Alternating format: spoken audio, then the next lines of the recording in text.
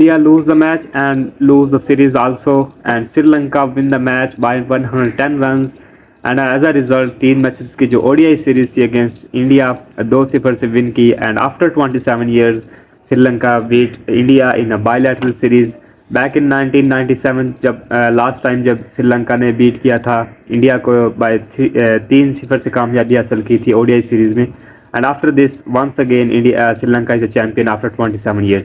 अब देखिए तीसरे मैच में अगर हम बात करें as a whole Indian team को, तो वहाँ पे जो स्पिन वाज डोमिनेंट, जिसमें अगर हम बात करें पहले 248 रन स्कोर किए गए, अच्छा टारगेट सेट किया गया था।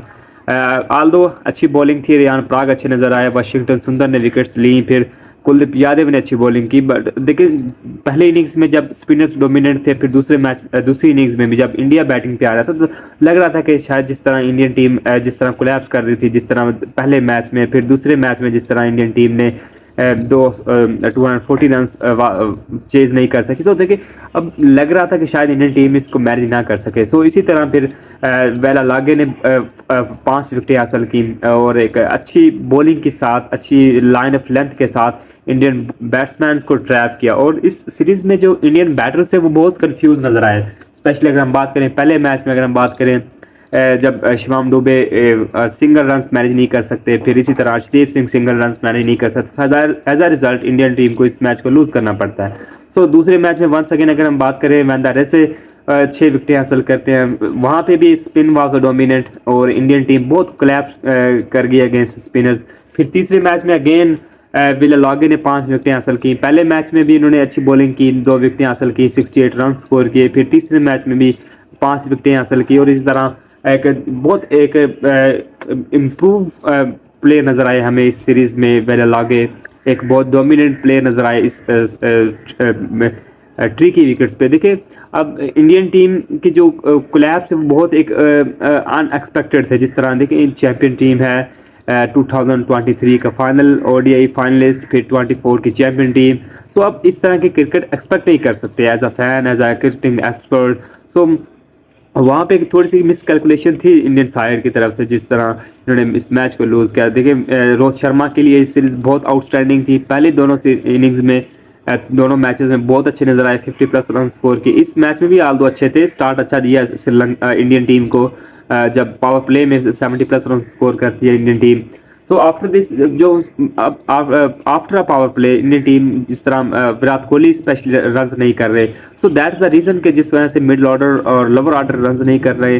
जिसमें अगर हम बात करें विराट कोहली इस सीरीज़ में बहुत एक टोटली बहुत डाउन नज़र आए हमें इस सीरीज़ में। फिर इसी तरह श्रेयस अय्यर, इनको चांसेस दिए गए, वो इम्प्रूव नहीं कर सके अपने आप को।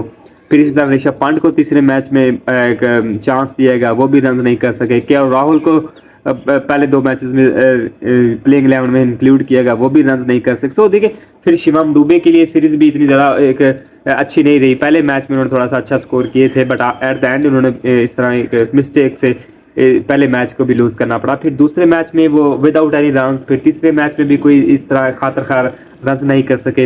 इनके लिए भी एक बहुत एक वर्स्ट सिचुएशन थी सीरीज़ में। सो इस सीरीज़ में अगर हम बात करें टोटल ऑलमोस्ट 40+ विकेट्स ली गई स्पिनर्स की तरफ से, तो it mean spin was dominate in that series. और श्रीलंका की तरफ से 27 विकेट्स लिए गए इस सीरीज़ में श्रीलंकन स्पिनर ने, जिसमें वेला लॉगे, वैंदरसे और फिर इस तरह जो दूसरे स्पिनर थे। सो देखिए श्रीलंकन स्पिनर इसमें बहुत एक जिस तरह उन्होंने इस सिचुएशन को, तमाम एटमॉस्फेयर को, कंडीशंस को अंडरस्टैंड करते हुए राइट एरियाज में राइट टाइम पे बॉलिंग की, और इस तरह इंडियन टीम को बहुत एक पुश किया ऑन बैक फुट।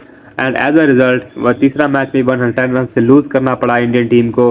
और after 27 years it was a very long time to wait to Sri Lanka के इन्होंने 27 years के बाद जब इंडिया को अपनी सरजमीन पर 2-0 से शिकस्त 2-4 किया। और इस पूरी सीरीज़ में जो इंडियन बैटर्स थे वो बहुत एक कंफ्यूज थे। जिसमें अगर हम बात करें जब एक्सपेक्ट किया जा रहा था शुभमन गिल से कि वो रन्स करेंगे, वो रन्स नहीं करते। फिर विराट कोहली इस टोटली सीरीज़ में रन्स नहीं करते। So that was the reason कि जहाँ पे थोड़ी सी इंडियन टीम को बहुत ज़्यादा मुश्किलात नज़र आई इस डिपार्टमेंट में। आल्दो बॉलिंग अच्छी थी, इसमें अगर हम बात करें तीसरे मैच में रियान पराग को चांस दिएगा, वो आउटस्टैंडिंग बॉलिंग करते हैं, 3 विकेटें हासिल करते हैं।